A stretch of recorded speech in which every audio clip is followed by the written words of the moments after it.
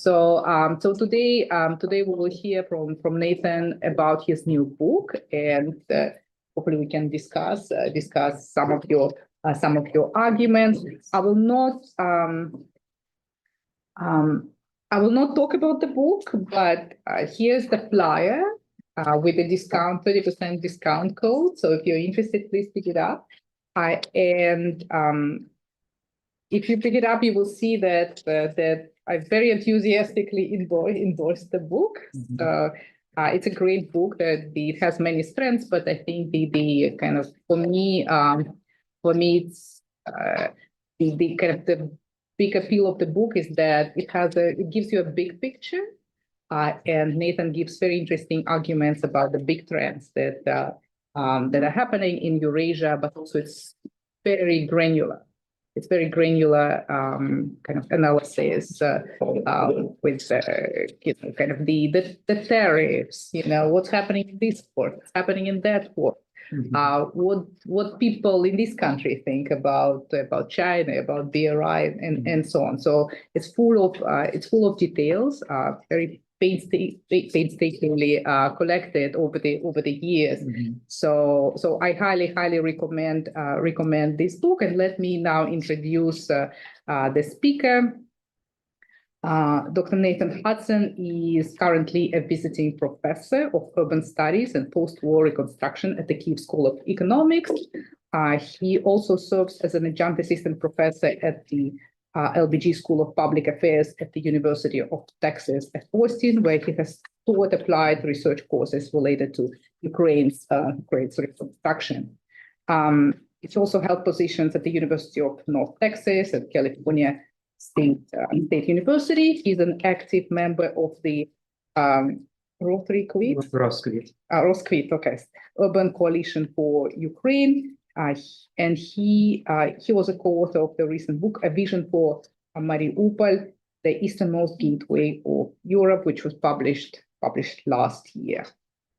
Nathan is a specialist in prior planning and supply chain integration. He has been a frequent consultant for the World Bank on supply chain development in Eurasia, both before and after the full-scale Russian invasions of Ukraine. So without further ado, Nathan, the floor is yours. Thank you so much, Nargis. I really appreciate you giving me the opportunity to come here and talk about a subject that I've been working on in some capacity for many years now. And indirectly, I've been working on this topic for even longer because, as Nargis mentioned, I started as a transportation planner. I had a master's degree in Eastern European studies, but my PhD is in urban planning with a specialization on freight planning and supply chain planning. And for several years, I worked at a research institute where one of our main charge was to integrate intermodal transportation planning between Mexico and Texas at the University of Texas. And in that research, I realized the complexity of intermodal coordination when you have two different systems, two different geographies, two different political systems, tariff systems, everything else, and all the miscommunication that would occur between officials in Texas and officials in Mexico about how to understand the different investments that each side was making. And so when I started my PhD dissertation research, this was in the early days after the Belt and Road Initiative was launched, and I was thinking about if Mexico and Texas, which have long-standing political relationships and understand each other's infrastructure very, very well, have such difficulty, how much more difficult would it be for countries with relatively little experience doing direct intermodal trade with each other to do something as ambitious as the Silk Road? So when we say the Belt and Road Initiative, of course, there are two components of it. There's the maritime component, which is port investments, and then there's the railroad component, which is typically deemed the New Silk Road. I decided to focus on the New Silk Road component because that was the most coherent aspect of the project. And that was also the one in which a single weak link in that chain could break the chain. And so I start off the book by talking about why is Eurasia so disconnected in the first place? Why is it that we have to have such a monumental infrastructure plan in order to reconnect Eurasia? And of course, that takes us back to the discussion of the Sino-Soviet split and the idea that when we look at this region of the world that shares a border, shares a lot of cultural ties. For hundreds of years, you had people moving back and forth across the border relatively seamlessly. And then, in the Sino-Soviet split, that line of communication slams shut. And you have, during that same period, when you have massive infrastructure investment, massive economic investment in transportation infrastructure, when China has its infrastructure boom and the Soviet Union has they're doing these infrastructure projects simultaneously, but with a distinctly different purpose, not to tie each other together, but to tie infrastructure coordination that is purposefully tied to Beijing or Moscow, as opposed to tying the two regions together. So basically, I frame the Belt and Road Initiative as China's attempt to exercise the ghosts of the Sino-Soviet split, which sort of marked the country's turn from communist internationalism to a doctrine of self-reliance and extreme import substitution. So I argue that the aftershocks of the split are still felt today in the primitive level of physical and political connections between China and the republics of Central Asia, and that these undergird the challenges China has faced in reconstituting its supply chains. So even though the political Sino-Soviet split ended in 1989 when Gorbachev went to China, there was a functional Sino-Soviet split that endured due to path dependence, due to the fact that all this investment that had gone into transportation infrastructure and supply chain coordination from the 1960s till the early 1990s was more or less set. And that path dependence really took over once Russian Federation became an independent state and once China had already moved to embracing intermodal trade with the West.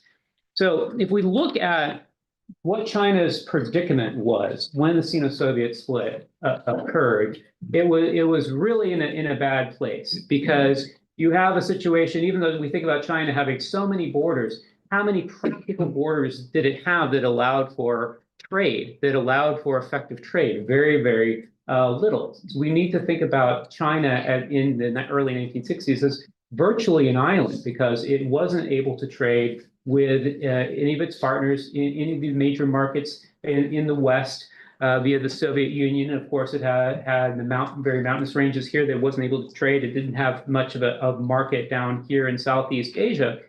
So basically, its only way of entering global trade was to do that through intermodal maritime transportation, which is the most complicated form of transportation, where you really have to have all your ducks in a row to do that effectively. You have to be able to trade all the way across the Pacific Ocean or all the way through the Suez Canal to get to Europe, massively long trade lanes for a country that had never done containerized trade at all in the past. And so basically, when China first started to embrace maritime trade or containerized trade, it wasn't to become the sort of economic manufacturing powerhouse that we know it today. It was to get hard currency so it could import grain, because it was it was facing famine. And even though Khrushchev at that time was doing virgin lands and everything else, and there was a relatively ready source of grain potentially that would have been available for import had the Sino-Soviet split not occurred. Instead, it had to import from Australia, let's say, or from the United States, from its political enemies, and it had to export containerized goods to entities that it had very poor political relationships with in the past. So, in the beginning of the paper, beginning of the book, I track how this evolution occurred. How did China incrementally build up its container capacity in the early days? in the late 1970s and early 1980s, and particularly the role of Japan in this, and that Japan at that time was the leader in intermodal trade. That was a time in which Japan had already basically become a major intermodal player and had very advanced ports, a very advanced technology by that time. And Japan played an essential role in midwifing the development of China's intermodal system. So rather than having to send ships all the way from Shanghai all the way to Los Angeles, you could have short feeder shipments that would go to Japan, and then they would be transloaded onto larger vessels and they would be taken across. So that was really essential in Japan, teaching China how to be a player in the intermodal sphere, and gradually building it up so it didn't have to jump all the way from not trading at all intermodally to being able to trade directly with the Port of Los Angeles. Then, of course, another event when Hong Kong becomes part of mainland China, that's another. It inherits, in a sense, this very modern, very large container port, and that also spurs its development.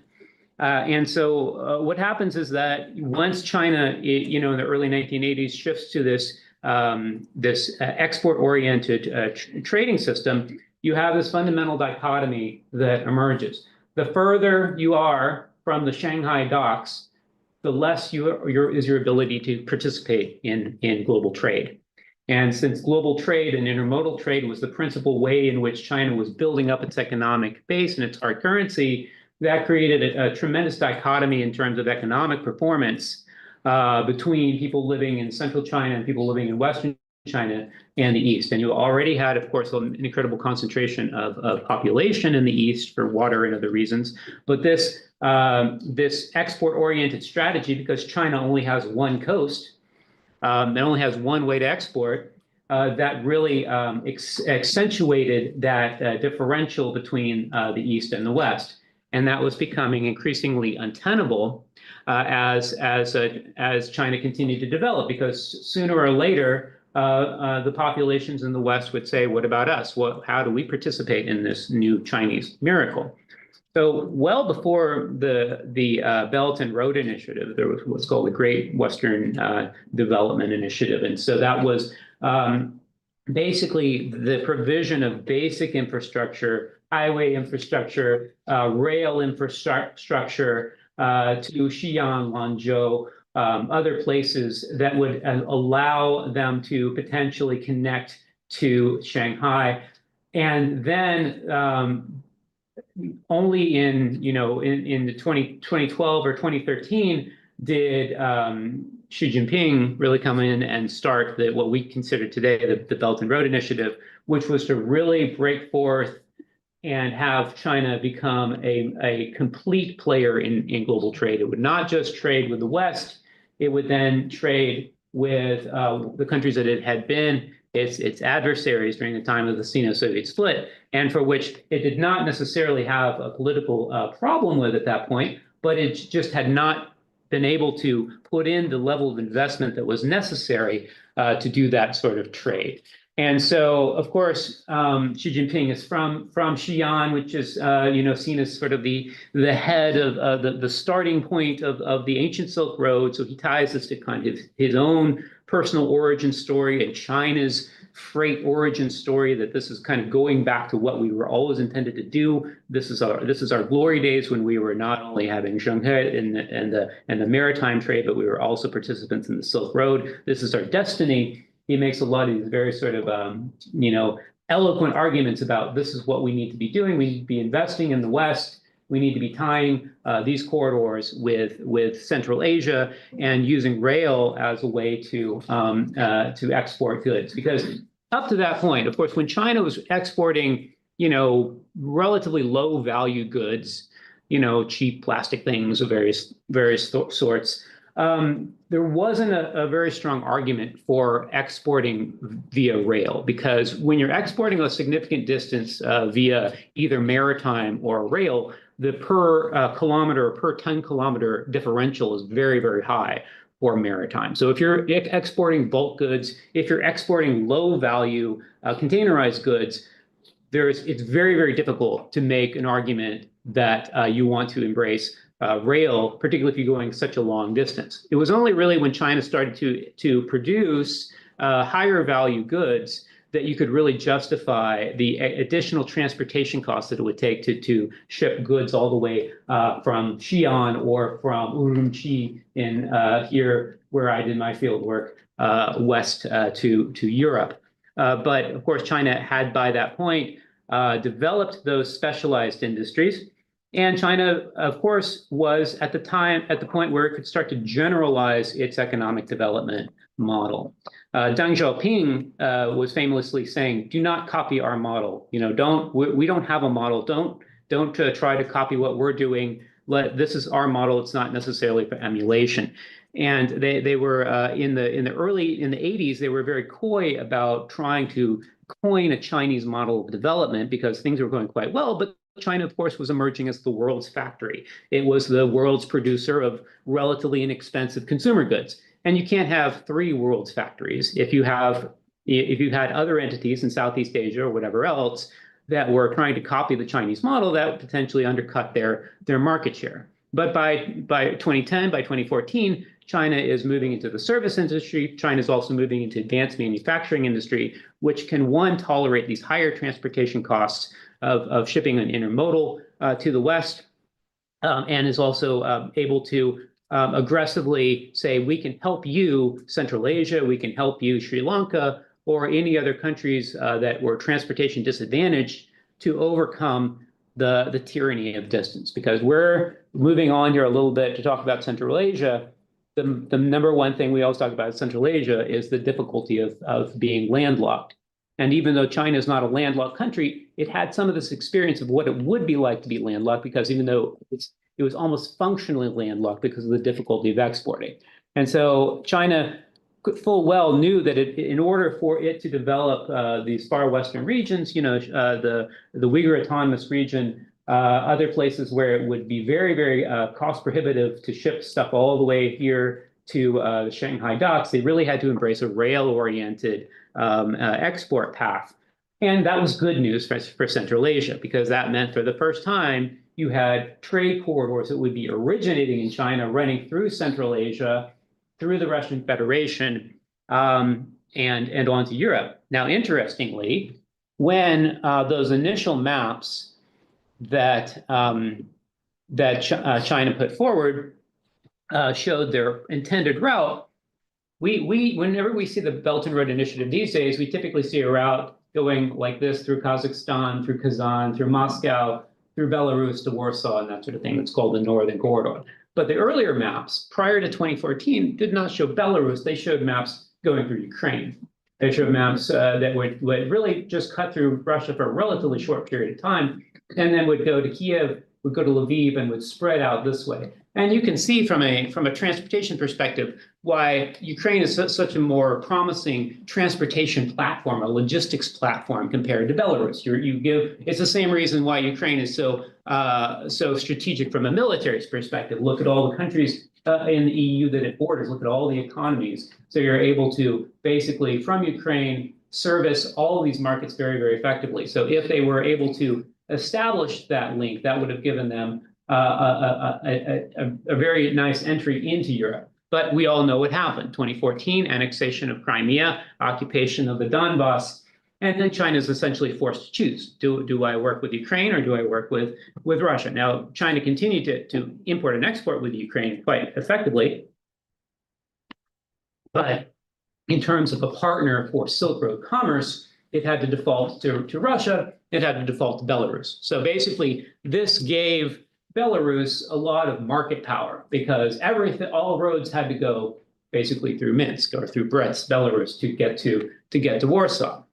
So Belarus, for example, was able to extract a lot of investment from China, like the Great Stone Industrial Park and other things. Ukraine, on the other hand, was left out of this whole market. It was the darling of the Belt and Road Initiative in the early days. Now it had been completely left out. And so you had this corridor that shifted from a relatively southern or central direction to one that was primarily north. And so it could go through Astana, it could go northbound through Mongolia, it could even go around Siberia through this way. But in any case, not only is Ukraine left out, but the rest of Central Asia is left out of the northern corridor as well. And that's not essentially ideal for the development perspective, because, of course, Kazakhstan is a developing country, but it had the strongest economy of any of the Central Asian states. It was, in a sense, the country that needed development the least. Uzbekistan had a huge growing population, desperately needed manufacturing jobs, but it was being bypassed. And, of course, the Caucasus were being bypassed as well.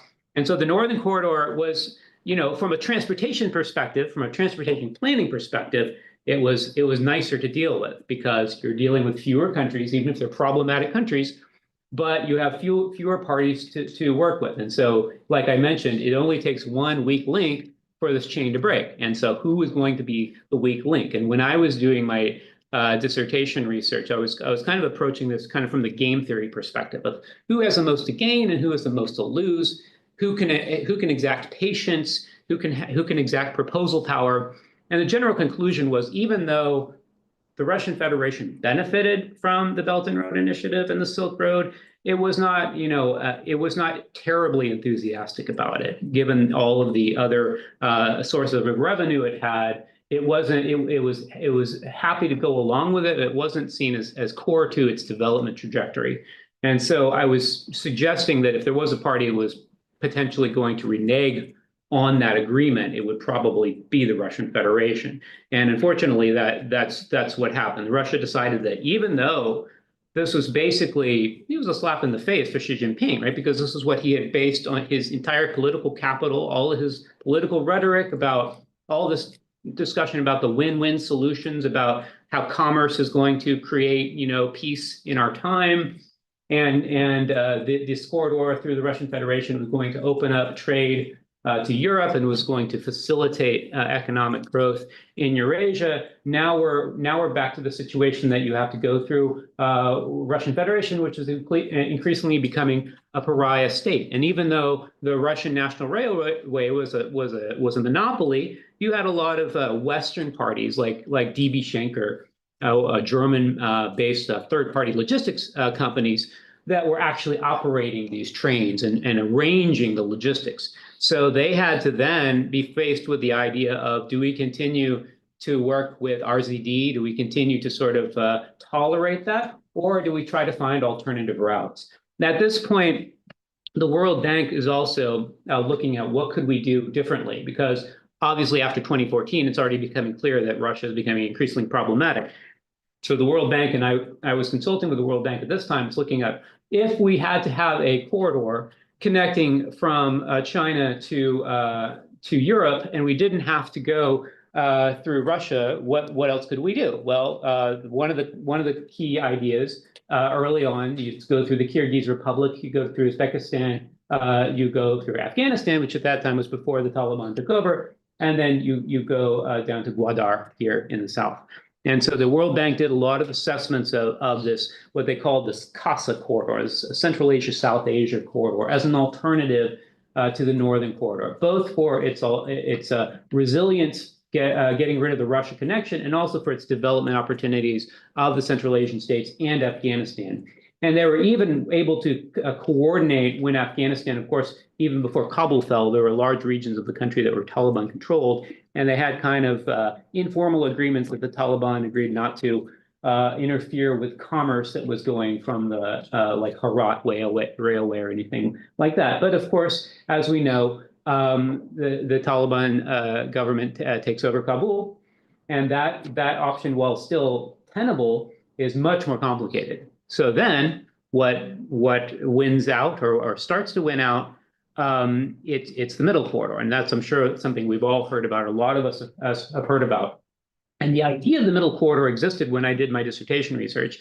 But as a transportation planner, it kind of gave me nightmares, because when we think about all the logistical complications of doing this, first of all, if you're going through Kyrgyz Republic, very, very mountainous territory, you had to build this Kyrgyz rail link, $5 billion to get a relatively short distance. then you had to go across the Uzbek national railways, then you had to go, then you had to potentially go through Turkmenistan to get to the port of Turkmenbashi, which is here, or you have to go to Aktau, which is has a lot of weather problems, and you had to take a rail ferry across from Aktau to Azerbaijan, and then you had to go through this very mountainous territory in the Caucasus. And then when you get to here, you had relatively poor port infrastructure. And so, and then you still have to go across the Black Sea. So all of these are logistical problems that you would have to overcome to make the middle corridor work. And in a normal situation, you probably wouldn't do that. If everyone got along with each other, you would have done the original plan that China wanted to go through Russia, go through Ukraine, get to Europe most easily. But we can't do that anymore. So we are thinking about what can we do to make the middle corridor work and make it work as best as we can. So one difference that's happened in recent years, Turkmenistan, of course, is still a very closed country, but Turkmenistan has invested substantial funds into the development of the port of Turkmenbashi right here. And as you can see, that's just a hop, skip, and a jump over to Azerbaijan. It's the most direct route. It has it's better protected in terms of weather and freezing. So if it was not for the political situation in Turkmenbashi, that would probably be your preferred route. Kazakhstan is, of course, investing in port infrastructure, and Kazakhstan basically benefits from this arrangement, no matter which option for the corridor is chosen, because it's an essential corridor in any case. But then the question is, how do we coordinate the information about tariffs? How do we coordinate the information about cargo tracing and tracking? What's the party that is going to do that? And so the World Bank, for example, was investing a lot in digitalization of the corridor so that you can actually track and trace your cargo. Because if you're transporting very expensive cargo, and again, the type of cargo that is viable for this relatively difficult logistical route has to be relatively high value per ton. So that means you want to know where it is. You don't want to know it's somewhere in Central Asia. You want to know exactly where it is at all times. And so in order to do that, you have to digitize the cargo, and you also have to have transparency in terms of rates. So the World Bank had been working with the Caucasus, for example, in trying to get an established logistics platform that would allow them to track and trace all their cargo. When that didn't work, the government of Azerbaijan was saying maybe we can do this internally, and basically now that we're having a little bit better relations with our neighbors, maybe we can convince the other parties to go along with it. So the port of Baku has been very much taking the lead in trying to develop a track and trace system to do this. And then, of course, we know what's happening in Georgia. Georgia had always wanted to develop this port of Anaklia, which is in the far northwestern part of Georgia, and had quite good draft. You could have deeper draft vessels there. And from an economics standpoint, transportation economics, the deeper the draft, the larger the vessel, the lower the cost per ton kilometer. So with a deep draft port there, which is naturally deep and required relatively little dredging, the port of Anaklia had always been seen as a huge potential game changer for the Republic of Georgia, but without a sufficient hinterland, meaning that the area that it would naturally draw upon, it was very difficult to make it pencil out. The middle corridor and the promise of the middle corridor makes Anaklia potentially economically viable. So Georgia wants to develop Anaklia, and then of course the other thing that's happening potentially in Azerbaijan is, of course, in 2020 we know that the Nagorno-Karabakh conflict finally comes to a close. That lowers the investment risk of some of these corridors that would have gone precariously close to the contested areas of Azerbaijan. And so you have a lot of things falling into place. You still have a lot of challenges, but you have a lot more of a case to make for the middle corridor now than you did in the past. And so all of these players that were left out of the northern corridor, Kyrgyz Republic, Uzbekistan, potentially Turkmenistan, Azerbaijan, Armenia, and Georgia, all have a seat at the table. And for like Armenia, for example, which had always been blockaded both by Turkey and Azerbaijan, and that had really hindered its economic development, if it gets access to a deep water port in Anaklia, that's beneficial for it as well, because it becomes functionally its own port. It can finally, for the first time, export efficiently. So the second half of the book talks about all the potential beneficiaries of what that could benefit from the middle corridor, but with the caveat that anytime we're talking about logistics, there's a lot of path dependence, and there's a lot of inertia to keep doing things the way you've always done them. So even though there were a lot of articles about what's going to happen now that Russia is a pariah state, is everything's going to go, northern corridor is going to completely disappear, that functionally hasn't happened. There is still a lot of shipment that's going through the northern corridor. Technically, even though RZD is sanctioned for investment, Western shippers can still sometimes use RZD, Russian National Railways, for shipment, and so we still have a lot of difficulty in knowing what the long-term equilibrium is. Because if you're going to commit to these, 10 or 15-year infrastructure investments that are going to constitute a substantial share of your country's GDP, you're going to want to know that that's not just something that you do in an exceptional situation, but that's going to be like the standard situation. So part of the book is looking at not just how do we make this a good option for China to ship its stuff to Europe, but how can we make this option best for the Central Asia to ship within Central Asia, ship within the Caucasus for its own internal regional market. And the basic argument is, unless we can make an argument that this benefits Central Asian connectivity in and of itself, that should be what the middle corridor hinges upon, not being a conduit for Chinese goods. Chinese goods be good to have. It helps cover the cost of capital, but it should essentially be an internal route, because that would, one, lead to much greater development opportunities, and two, it would mean that there's more stability in the route. So I basically, in the second half of the book, I'm looking at all these different parties, that what they have to gain from it, depending on the contingencies that I laid out, and what risks that they have. And so for Georgia, for example, a lot of people have been annoyed with Georgia that they haven't taken a more assertive position against Russia, because they said, well, we just had the experience in 2008, the invasion, South Ossetia, and why are you not taking a more forceful stand against Russia? Well, that one argument that they say is that, well, the United States and the others didn't really come to our defense when that happened, so we don't necessarily think that they're going to do it again. Number two, we don't want to be Russia's consolation prize. We don't want, if Russia loses in Ukraine, we're concerned that we're going to be okay, we can still take Georgia, right? Because it's a small country. Russian troops are already positioned in South Ossetia. And now the most worrying thing is that Russia's talking about building a major military base right near Sochi, right or in Abkhazia, in its occupied territories of Abkhazia. That potentially impinges the investment risk of the Anaklia port, because obviously, when Russia's Black Sea Fleet was in Sevastopol, well, then it was relatively far away. But now that basically Ukraine has shown that the Black Sea Fleet in Crimea is indefensible, now Russia's saying, where can we hide our vessels? They're looking at the Russian occupied areas of Abkhazia to continue to solidify that control. And so it's not as clear-cut a situation for Georgia as we might think. Ironically, Armenia has emerged as much more of a bugbear for Putin, wanting to withdraw from the CSTO, potentially from the Eurasian Economic Union as well, because of the disappointment with Russia's failure to defend it in the Karabakh conflict.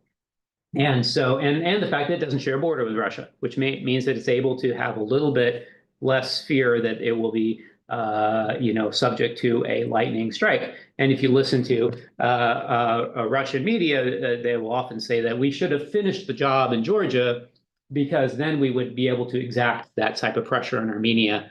So if we had a direct border with Armenia, then they wouldn't be going towards the west. And so all these things are happening at the time. But then the question is, what is the middle corridor for? What can be one of its greatest benefits for global development And here we really want to focus on Ukraine, because of course, Ukraine, if we talk about needing materials of all sorts, we're talking about needing cement, needing steel, needing glass, needing everything. Ukraine needs a tremendous amount of this for reconstruction. So the middle corridor becomes a very essential conduit because of all the goods that could potentially be produced in Central Asia or value added to them within Central Asia or the Caucasus to be exported to Ukraine.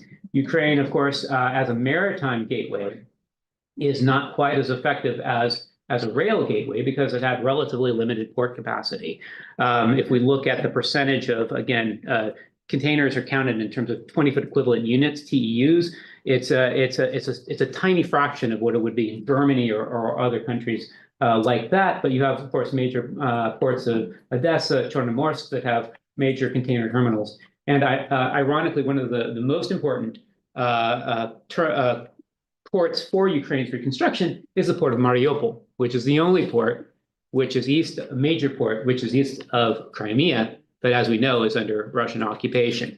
If we zoom in a little bit here, we'll be able to see Mariupol. And when we talk about, again, what I was mentioning before, maritime transportation costs are incredibly low, overland transportation costs are incredibly high, particularly when you have damaged bridges and you have damaged roads and damaged overland infrastructure. So if you had to bring cargo all the way over to Odessa, and let's say that you wanted to rebuild Kramatorsk or Donetsk or Kharkiv, that's a tremendous overland distance. It would be a lot more efficient to move cargo into Mariupol. And so the book that Nargis mentioned earlier, where we talk about a sort of a master plan for Mariupol post-liberation, envisions a massive investment in the port of Mariupol, not only to help the city to rebuild its economic base, but also to aid in the reconstruction of Ukraine as a country. And so the existing port is here. It's mostly in the city center. We actually proposed, now that the Azovstal steel factory has been completely destroyed, that this makes a very logical place for a maritime port, because you have all this rail infrastructure that you can see that connects to, that was driven by the steel industry, that could be repurposed now for intermodal transportation. So again, it's somewhat ironic because when the Silk Road started, Ukraine was at the forefront of the plans, and now due to this circuitous series of events, Ukraine has again, in my arguing, emerged also as a central player, both for its internal demand based upon reconstruction, its projected rapid economic growth as it moves towards EU ascension, and also as its potential role as a logistics platform for moving to Europe. So with that summary, I think I turn it over to Nargis for questions and discussion. Thank you so much, Nathan. Okay, let's.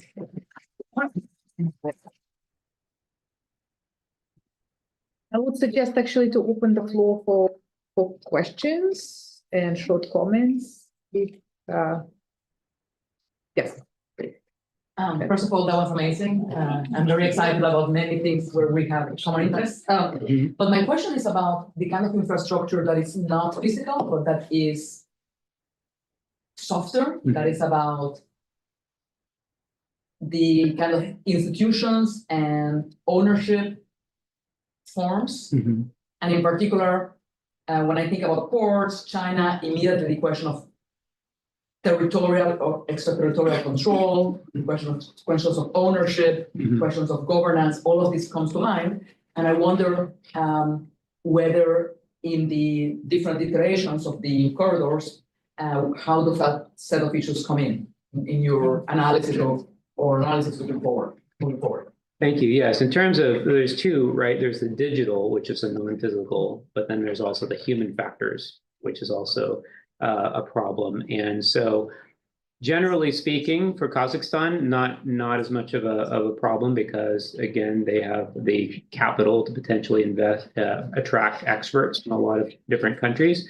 Where we really heard a lot of concern about human factors was one, countries like Turkmenistan that have been completely isolated from the world and would have a very difficult time attracting people to come, foreign experts to come who know modern logistics practices. And places like Georgia, Armenia, Azerbaijan, just because they're small markets, particularly Georgia. The folks in Georgia were very, very concerned about having a critical mass of logistics professionals. So like the assistant director that I did a lot of interviews with for the Port of Baku, he's from Singapore. So he was brought in, he was recruited from Singapore to come and work in Azerbaijan. And he really enjoyed it because he was able to sort of start this very, rather than just being one other port official in Singapore, he's able to have this very sort of transformative role. So countries like Kazakhstan, countries like Azerbaijan that have potentially the revenue to attract foreign experts that can do that quite effectively. For Armenia, for Georgia, for potentially Kyrgyz Republic or Turkmenistan, that is going to be a harder task. And again, having continuity between them, yeah. Yes, that is extremely interesting. Now, my specific concern is China trying to push through a single type of ownership structure in these different ports? And is there any kind of negotiation or pushback leading to different systems or regimes in different ports? And how is that negotiation happening or not happening? Yeah, so it's about the duration of the lease. Well, and not only duration, forms of the lease. I mean, I'm sure we could spend 10 hours talking about this, but in general, yes. Is there like one master plan that they're trying to impose in all of them? And how successful are they or not? Yeah, if they are negotiations in each particular case? There is some degree of flexibility depending on the type. And so we were talking about Kyrgyz Rail Link, and so they have the major investment there, I think, to build, operate, transfer process. And they have a different, of course, they are sensitive to the debt trap topic. And so I think that they are trying to think about how can we not make this look as if it's a debt trap. But you do see China is competing, with other parties, for example, for Anaklia, and so there's a lot of discussion right now in the West. We need to be very aggressive in making sure that parties that we see as discretionary could go either way, like Georgia, turn towards Western financing as opposed to Chinese financing. So it also depends if it's their way or the highway, or their way or the railway, or if it's something that they are trying to compete with a Western bidder, in which case they might want to make it emulate the terms of lease that the Western bidder is using. And maybe you can tell us a little bit about the competition. Who's competing? In terms of, in the example of the Kyrgyz Rail Link as one I know very well, because I work in the analysis, the cost-benefit analysis for the World Bank, and that was one. If you focused in on Kyrgyz Republic, that was one that China had thought about building a corridor. Kyrgyz Republic initially wanted a corridor that would, of course, service its capital, Bishkek, and then come up like this, and then go around like this. But that would have been a very long corridor. Then there was a proposal to do the minimalist corridor that would leave from Kashgar and would just cut across the shortest possible link to Andijan in Uzbekistan and the Fergana Valley. But that produced the least potential development opportunity. And then the other problem that the World Bank had was that we knew what China was going to export to Kyrgyz Republic, but it was unclear what the return cargo was going to be, because for this railroad to really pay for itself, it has to have trade going in both ways. What is Kyrgyz Republic going to export back? And the only thing that they could think of was coal. And that ran into the World Bank's restrictions. They don't want to fund any sort of carbon positive, projects. So like if you're only going to be exporting coal, we don't want to be subsidizing a coal handling corridor. So the finesse argument was that it's primarily coking coal that for steel production that Kyrgyz Republic would be exporting, and so that gets you around that option. But long story short, very long story short, recently China has finally committed to building a corridor through the Kyrgyz Republic. I get $4.55 billion, or very, very substantial. I think either crossing at Jalalabad or Osh, and would again tie in to Kashgar and to Urumqi, and would allow for development to occur on both sides of this. And again, we're talking about internalizing of externalities. This is the other major problem when we talk about transportation investments. If we talk about the internalization of externalities, no country just wants to be a conduit. Everyone wants to say, how can this actually be a job creator? So if all you're doing is creating economic rent through a transit tariff, well, that's good for the coffers of the government, but it's not necessarily going to help you to develop, into new industries. But like if, for example, you have a change of gauge, let's say, one of the proposals was to do it at a standard gauge, 1435 millimeter standard gauge, as opposed to a 1520 Russian broad gauge. If you were to do that at let's say at the Kyrgyz Uzbek border, that would have given you a lot of opportunity to have a logistics cluster right there when you have a lot of population on both sides of it. And essentially, if you're placing that logistics cluster right there, then you're able for both sides to realize a lot of job creation benefits. So those are the sorts of complications that you have to think about in terms of who's putting what into it, what is each party going to get out of it, and how can you find not just a systemized way to answer your question about how to invest in it, but how are you going to compensate those that are going to disproportionately be harmed by it, or could be disproportionately harmed, but are being asked to fork over a lot of their capital. I mean, the Kyrgyz government was looking for money. It's not that they were like competitors to invest, right? But for Naklia, for example, you mentioned the competition, right? There are potential Chinese investors, Western investors. So where there is a competition, who is competed? Like the Western countries, particular Western countries, China, Gulf countries, like who's interested? Yeah, I mean, all of the above. Well, in the Kyrgyz Republic, again, it was a World Bank proposal, so it would have been Western finance, World Bank finance. Now it's not going to be, and that's probably again but because of that coal situation and because of the internalization of externalities, since it is primarily going to benefit China, it's probably best for them to be forking over the cash and bearing the risk for it, or bearing a substantial percentage of the risk. But yeah, French developers, I think in Anaklia, and if we talk about Ukraine, it's too early to really say, but there's going to be I'm sure all the major European container lines, Maersk, for example.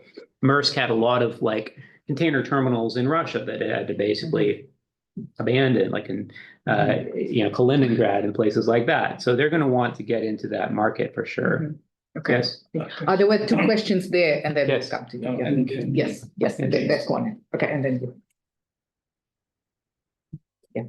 Oh, sorry, I was just curious, from the title, it says post-Ukrainian Russian war. What are the prospects of the ending of the war from this economic interest? And can you take another question? Thank you so much for the presentation. I'm wondering if you could elaborate more on the academy of trade on specific product. Is the Chinese government sort of agnostic over any product, or is there a preference over energy, oil, gas, or renewable product? Sir? Hi, I'm Tom from Sino US in the Waiting Times. In order to show me clearly, would you like me to go to the map? Yeah, I sure. will raise my question. Thank you. Do you need a piece of paper? Oh, you remember? I can write it down. According to your speech and the book, there are three ways to the Europe from China, right? One is from the Pakistan border. The second is from Belarus, right? The third one is from Mariupol to Odessa.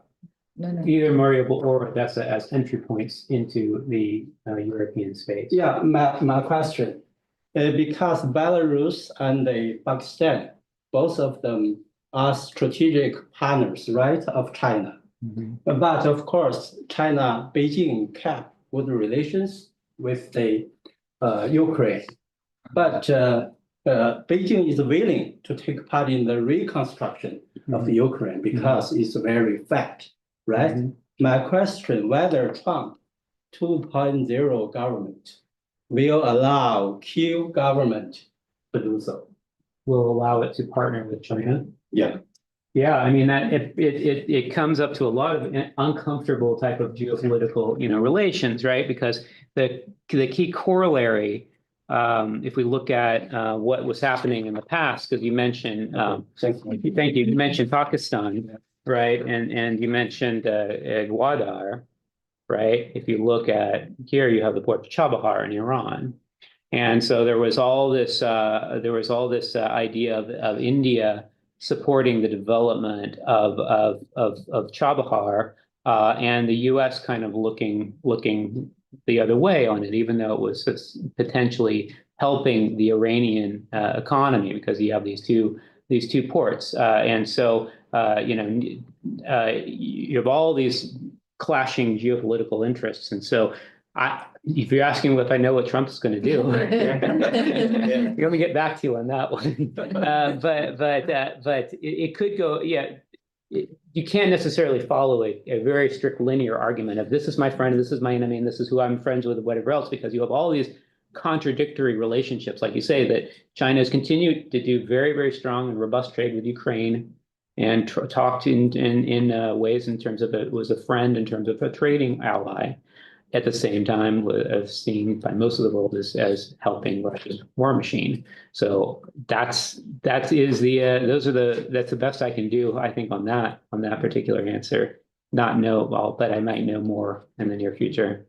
But yeah, let me go to here on terms of Ukraine, how the Ukraine war will end. Of course, that's a major factor because, of course, investment, a capital investment like this takes a long time to pay off for itself, and you need a certain degree of certainty in terms of what you would invest in. And so the risks, I would say, for the Ukraine situation, there's as I would see it, three ways. One, but the most preferable is, of course, Ukraine regains all of its sovereign territory, is able to. That opens up the opportunity for reconstruction for all this territory that's seen the massive amount of destruction. It's able to start rebuilding this straight away. So that's a demand effect that would boost your investment portfolio in either Mariupol or Odessa or any other port. So that's one aspect. If you have, again, Article 5 protection, then of course that's again lowering the investment risk. If you're constructing buildings, you're not going to be constructing buildings that are then going to be destroyed.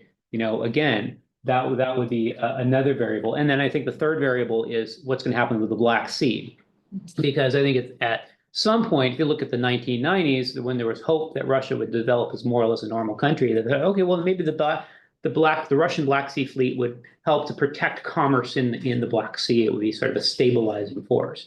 And now it's quite clear that as long as there's a Russian Black Sea fleet at Sevastopol, it's going to raise the investment risk for anyone that's going to be shipping because they can, one, now they can hit sea mines that are sometimes floating, and two, Russia said that if they are seen as helping Ukraine, they could lead legitimate targets. And so the destabilizing impact of Black Sea commerce by Russia is a major problem. And so I think, and I would even probably propose if and when Ukraine restores all of its sovereignty over its existing internationally recognized borders, that it does not go and militarize Crimea for its own purposes, that it kind of draws back because of where Crimea is positioned. Better for beaches, better for tourism, better for everything else. Probably not, shouldn't be a major military presence. If Turkey is probably in a better position to, guarantee navigational safety in the Black Sea going forward. Those would all be variables I'd see. Sir, can you remind me your question one more time? Carbon, so do they have a preference for certain types of cargo over others? Yes. So the only thing that is, governing no matter what is, again, this value per ton situation. One, if it can pencil out without any subsidy to ship by rail to Europe, and it's a type of product that would be beneficial both because of overall transportation costs, and then also because of inventory costs, because it's a very high value product, or it's a very time sensitive product, like something that's fashionable clothes that have to meet by a Christmas deadline or something like that, where you really need to get it there by a certain date. That would, of course, have preference. And of course, if it's a strategic industry that they are wanting to get additional market share, like solar panels or like EVs or something like that, well, they may be more willing to subsidize the transportation costs for a period of time in order to establish that market. I haven't seen a blanket statement about carbon footprint of individual products, other than the fact that a lot of the industries that they're trying to really capitalize on are those carbon-friendly industries. I'm sorry, I think I misspoke, or I think the question was, is China cargo neutral, meaning like cargo agnostic? Do they care what's being shipped? But I think that's the same, Okay. the same question. And the question for Central Asia is that should we be cargo agnostic as well? Because you don't necessarily, if you're in Central Asia saying that you want to give preference for certain types of cargo over another, you would want it to operate as a market.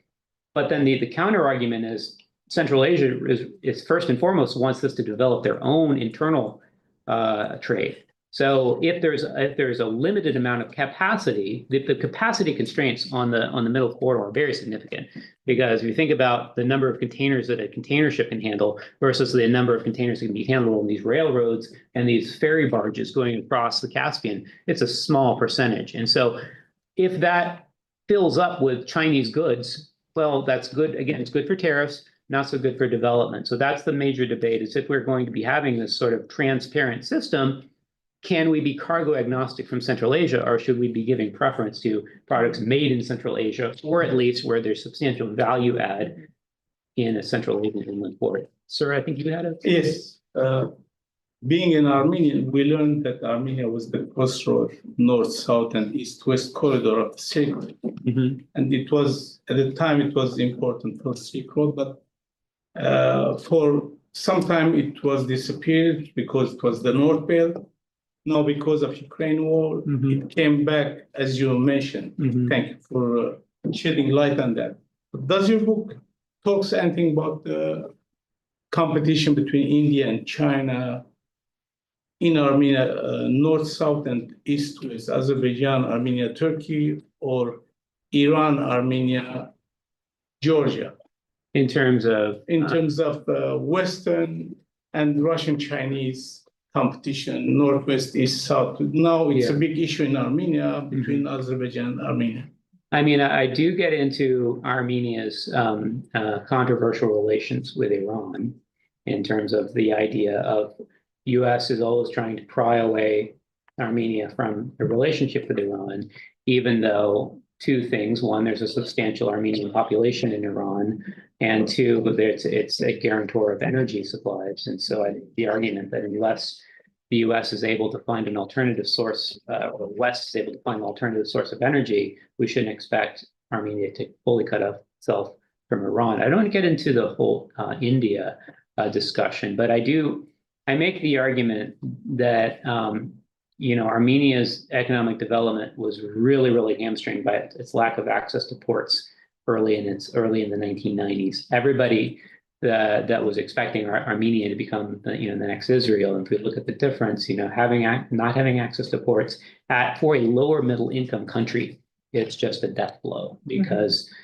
that's exactly the time when you need to be having substantial job creation, goods movement, and it's not just the stuff that you export, it's the stuff that you import, and that you're paying a de facto tariff on everything that you're importing, which is being imported by air sometimes, or these very circuitous routes to avoid Turkish and Azerbaijani territory. So now that Armenia has, again, established relatively transparent governance, it's now finally belatedly positioned, I think, to really take off. due to the corridor. Thank you for very interesting presentation. My question is, do you observe, like, along with these patterns, do you observe Beijing will consider restructuring existing legal system? I mean, these corridors, transportation allows to cross so many borders. It covers insurance, it covers sea, so many law in it. So do you think it will also lead Beijing to challenge existing neoliberal, Western-dominated legal system and adopting new frameworks that will be constructed or developed by Beijing? This is my first question. Do you see any embryonic, some kind of emergence? I know that, or will Beijing in the longer term will stick to existing legal system? Second is regarding what theoretical lenses can I approach and understand these emerging patterns? Prisoner's dilemma or any other maybe theoretical framework to explain these empirical patterns emerging on the ground? Yeah, I mean, I think I can answer the second question first. And again, I use the sort of the game theory framework, I think is very, it's kind of almost like a prisoner's dilemma. And that I argue that when we talk about game theory, first talk about proposal power. Whoever makes the proposal first has a certain leverage. And China set the rules of the initial negotiating conditions by saying, we want to do this thing. It's called the Belt and Road Initiative, kind of take it or leave it. But then the question, there's another factor of patience. Who can wait out, and I argue that in the patience criteria, China is running out of time because, it has been trying to establish this for quite some time. And if it doesn't really deliver on its promise, it could be seen as a white elephant or something like that. And so in the patience criteria, and then the other thing is outside options. Is it my way or the highway? Who has more options than others? And so if you talk about, again, Kazakhstan had different options. It can work with China. It can work with the Caucasus. It has different routes to get to the different corridors. So it has a lot of its centrality is very, from a nodal, if you think about it as the nodes, right? It's in a very good position. Others, like Belarus, it was kind of like if that northern corridor goes away, it doesn't have a plan B. So it's proposal power or its negotiating power. Yeah, and it's both cost benefit, and that comes into what's its risk. And I'd have to defer on the legal question because it's just really not my area. Maybe there's someone else that has an insight on that in terms of the legal framework. I was looking mainly at the economic structure. So now it sticks to the existing legal frameworks, yeah? To the best of my I think it benefits from them, no? What is it? I don't see China having a problem with the current system, no? Regulation. Maybe in the longer term, maybe some new frameworks, legal system. Yeah, maybe. Oh, well, and again, it depends on the corridor from where to where. How many different legal political regimes are you going to traverse? You're going through some countries that are, minimalist democracies, others that are strictest authoritarian, others that Russia are emerging as totalitarian almost. So you've got all these different legal regimes. What you said about China kind of proposing the BRI being the post, that was the European Union who first tried to develop the corridor, right? Connecting Europe, South Caucasus, Central Asia, and then China, right? In the 1990s. Yeah. And now it seems Europe is trying to claim back the corridor, right? Like well, there was the Transnational corridor, for example. And this was, Transnational was kind of like what we used to kind of call the middle corridor. And that's an organization that still exists and has been trying for a long time to develop, an options. And the Transnational members include Southeastern Europe, Bulgaria, Romania. We didn't talk about those, but those are other options. It's you pick up Ukraine, but you can also go through ports in Bulgaria or Romania. And so they're very interested in that. Looking back at the history, Turkey was, of course, a major proponent of this going forward as well, because in the 1990s, it was really Turkey was kind of seen as the fulcrum. It was seen to be soon to be a EU power, and it really wanted to, and it looked at that time that the Russian economy might completely implode. So a lot of parties were saying, well, Turkey should really try to step forward and kind of create a Turkic-centric trade platform, and they had to sort of mollify Moscow, because Moscow was saying, what you're trying to do is you're trying to take Central Asia away from us.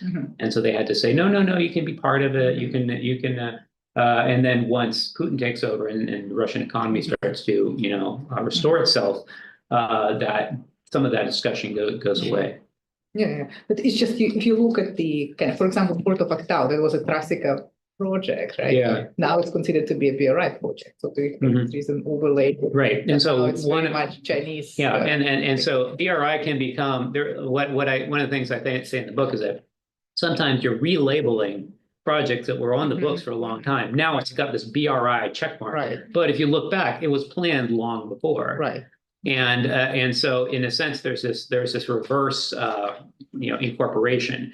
And that's why for me, it was really hard to keep track of all the maritime projects, because the maritime doesn't necessarily have to work as a system. It's not the sort of weak link of the chain. If you've got one port in China, you've got another port in Sri Lanka, well then if you can keep the straits open, well then you're pretty much okay. It doesn't matter what countries you're traversing. You're a flyover country in that sense. But it becomes much more difficult, with the overland. Yes, sir. How long does Ukraine's window of opportunity stay open? And if the war doesn't end until 2030, will there be other projects already in place that essentially make Ukraine irrelevant? What if it's 2035? If the war continues till 2035, and so what is your specific scenario? It's 2035, the war ends, Ukraine is more or less back in control of its sovereign territory. By that point, would you expect there to be other projects in place that make the Ukrainian route essentially irrelevant, or would it, be relevant whenever it becomes a possibility? I mean, you don't want to say geography is destiny, but there is a very strong argument that whenever Ukraine emerges with sovereignty, it has a very important role to play, because again, it's thinking about the scale of this, and Varvara, you probably know about this, about the scale of maritime commerce versus the scale of BRI commerce or Silk Road commerce. Whether it's Northern Corridor, whether it's Middle Corridor, it's a tiny fraction of the maritime. And so if there is going to be a pendulum swing and an equilibrium reached, and if the rail can be cost competitive based upon the commodity mix, then even if it takes, God forbid, several years for Ukraine to regain its independence, it still has this very natural centrality to feeding all of these rapidly growing Central and Eastern European countries. And it has a very dense rail network. I mean, if you look at, Russia tried to disrupt NATO shipments by bombing Ukraine's rail network. And there's so many routes that they gave up on doing it, because it has this very, very dense rail network. And so it has a lot of underutilized capacity, and it has a very efficient rail system. I mean, my Ukrainian students are like at the middle of the war, and the trains are coming on time, and I'm waiting for Amtrak for like 2 hours. And so I don't know if there are excuses, but I think Ukraine, hopefully sooner rather than later, but whenever it emerges, has an essential role to play. Yes, sir. I was hoping to dive back into Kyrgyzstan's rail really quickly. So from what I've read and what I've written on, the project, I guess, the construction was supposed to start in October, or I guess recently it's been discussed maybe December. Yeah. No one centrally rail projects, who knows if that's actually going to happen, because this project has been in conversation since 1997. Right. From what I've read, it's supposed to pass through Kashgar into Torugars, through Kazaman, and then into Jalalabad, which would then connect into the existing Uzbek rail system. For the Kyrgyz rail, that it only really exists kind of coming from the Kazakh border through Bishkek into Balikshi, and any legitimate rail project to connect those two isn't really feasible, hence why there was actually conversations of using the standard gauge in the south. Yeah. While of course the northern gauge has the the northern track has a Soviet gauge. But of course, Uzbeks rail has a subject gauge as well, Yeah. but I think that would make it a lot easier for those those two rails to be able to link together. But yes, that is looking like that they're gonna have to build another gauge port similar to what we've seen at the 3 gauge ports in Kazakhstan. But it's very interesting, I think, because this is the first Chinese Western like gauge port outside of Kazakhstan. We've seen Tachang, Dostik, and like the Kashgar. Yeah. Why am I blanking? Why am I the Korgos. Oh, yeah. Korgos. Let's take Korgos, yeah. Yeah, sorry. And yeah, so I think it's very interesting that some people have said that this is the first example of like sort of diversifying their options. And I'm just curious to hear your thoughts on that. Yeah. It doesn't really show that this is a means for any Kyrgyz exports out of Kyrgyzstan, only kind of maybe in the south to Uzbekistan, or but not really connecting the country again. That's of course one of the biggest complaints. Yeah, because I mean, when we looked at the topography, again, when I was working at World Bank, we were looking at that the options of doing the change of gauge to 1435, because China's on standard gauge. So they were talking about doing it either on the east side or the west side, but that area on the Chinese-Kyrgyz border where it was passing is so remote and so mountainous that you could maybe do a change of gauge, but you couldn't do any sort of logistics park. There'd be no population or anything. That was our main argument of it'd be better to keep it at 1435 across Kyrgyz Republic, because Fergana Valley, you know, it's a very lush, very densely populated area. You'd have a lot of labor, and you'd be able to, again, you'd be able to track. You're going to attract some sort of logistics professional to move to Kyrgyz Republic. You want them to be able to go to a nicer, you know, more temperate part of it, not sort of the top of the mountain. And so that's why our argument. And I need to follow up on what the latest on the gauge discussion is. But yeah, I if I were to do it, I would keep it at 1435 across the country and do that change of gauge on the Kyrgyz-Uzbek border, and I wouldn't do that in Ukraine. People talked about, well, decolonizing Ukraine means we need to go from 1520 to 1435 gauge. But again, when you've got a very dense network, well, 1435 corridor is going to actually give you more problems than it solves, I think, unless it's maybe from Lviv or something like that. I don't think that should happen. But for Kyrgyz Republic, because they don't have much of a rail network, freight rail network to begin with, might as well have a latecomer advantage and just kind of start over with a 1435, in my view. Okay. Thank you, Ernest. I was just wondering, what would you say is the maximum capacity of the middle corridor if everything goes right? How big could it get? And then I guess another question is, what is the shortest amount of days? Like, what is the kind of the timeframes that it would take to pass through the corridor in the optimal scenario? It's hard to say. It's hard to give a number on the because it's all about, you know, how much are you willing to subsidize and how much are you willing to invest? Because sometimes they quote these days about, okay, we got it there in 5 days or 6 days. And to give you an idea of what that's like saying you could drive across Boston in an ambulance, you know, in a certain amount of time. If you cleared everything else out and you just hightailed across the city, you could make it really, really quickly. So if you want to demonstrate how quickly you can go, you can basically give that train ultimate priority. But realistically, if the more congested and the more cargo it gets, the more of these choke points are going to emerge.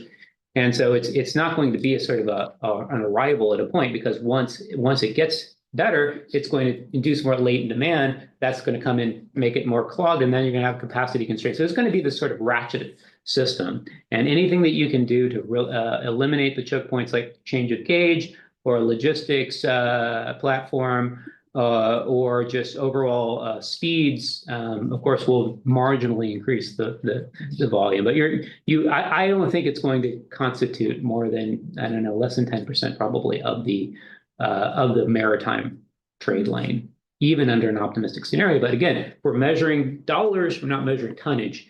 That's a lot. or compared to the economies of these Oh, the countries. World Bank report made some projections, right? Yeah, it did, and I think I would just encourage you to cite that, because I any number I say is going to be proven wrong before this is put on YouTube.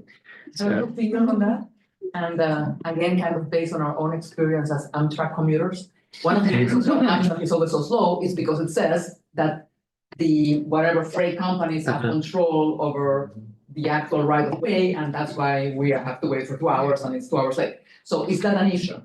Other players controlling some of those rail lines in a way that it may potentially impact on speed issues. yeah, well, I Are you mean, familiar with the Amtrak problem? yeah, oh, yes. I've heard that thing announced that that's. what You they're- guys are lucky. I'm in Texas. I take the Texas Eagle sometimes between Austin and Denton, and it's it takes 6 hours sometimes to get there. And so every country in the world except the United States gives priority to passenger rail. The United States on paper does as well, but the freight railroads have had all these types of ways of causing delay and de facto prioritizing the freight shipments. I mean, again, because of the fact we said, the heavier the good is, the more it is at where we talked about maritime versus rail, but if you talk about rail versus truck, the heavier the good is, the more beneficial it is for rail. So given the fact that humans are not terribly heavy and coal and aggregate is, the railroads can make a ton more money shipping freight than shipping humans in most cases in the United States. And so that has been a natural economic disadvantage why the railroads initially wanted to dispatch with passenger, and they created this Amtrak, guy thing a while ago, but it's always had this sort of structural disadvantage. It's always been playing with an unfair field because rational economics, to be totally blunt, says you should only be shipping freight on the American railway system, because you look at the number of track miles that we have very few track miles, and we only benefit by maximizing the tonnage in each single mile of that line. So I think that you do have a competition, because in Europe, you have some countries that have almost no freight running on their railway. In Ukraine, you have a nice balance. You have had a very good, efficient passenger rail system, and you have a pretty good freight system. And so I think we should be looking at their model, not they're looking at our model, because somehow they managed to keep that going quite well. Speaking of competition, if Yeah. you can take us back to Central Asia. Uh-huh. If I refer to that World Bank report, Yeah. the argument is that the middle corridor can help kind of foster cooperation in Central Asia, like development, Yeah. prosperity, connect these kind of more industrialized areas, right? Yeah. More economically productive areas, and you have this economic corridor. So do you think that's the case, that it will promote kind of more cooperation, or there will be actually force this competition between countries? Well, Take the traffic and yeah, I mean, it's going to be both. I mean, if you talk about everybody show your cards at the same time. Okay, everybody on the count of three, everybody show you where your trains are, what's late, where your assets are, all that sort of stuff. Well, but then someone's always going to have the incentive to hold their cards back. So I see that as a major problem, a major coordination problem. What was the other question again? No, that's So again, it's a Weasley answer, but it's both. Yeah. It's going to be both. There are going to be some incentives to cooperate. There's going to be other incentives to compete. And then I saw it. Yes, okay. And Please.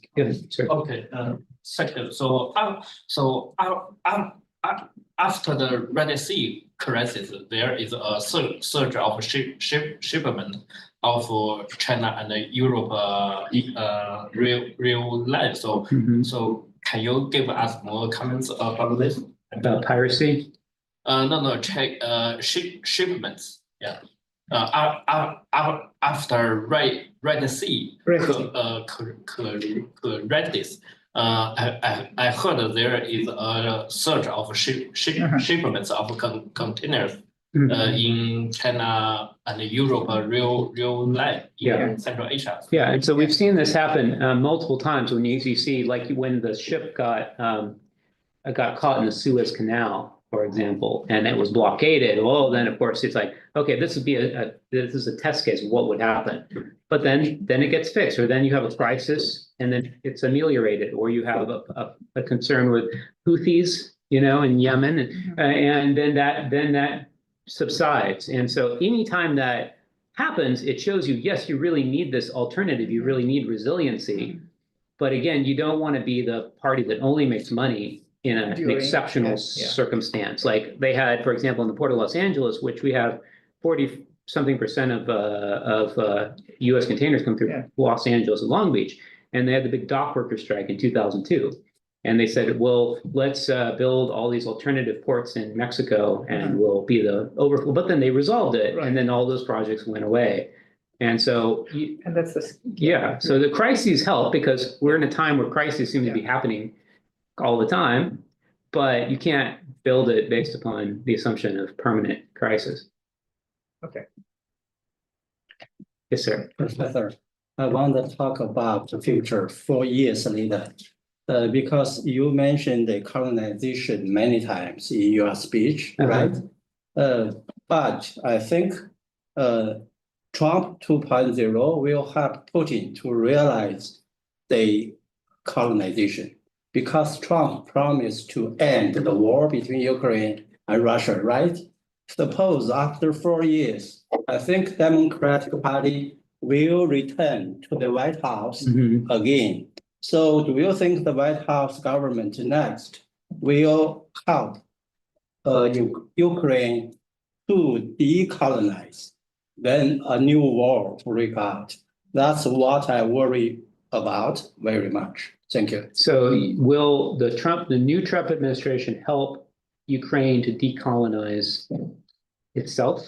No, I think Trump helped Putin to colonize Ukraine, because if the war stopped now, I think the East 4 states will separate it from Ukraine. Yeah. So basically, that would be a functional recolonization of Ukraine, and that would open up that would destroy the global order that we've enjoyed, and that would be tremendously harmful for China's interests in the long term, as well, in terms of territorial integrity and the sanctity of territorial integrity.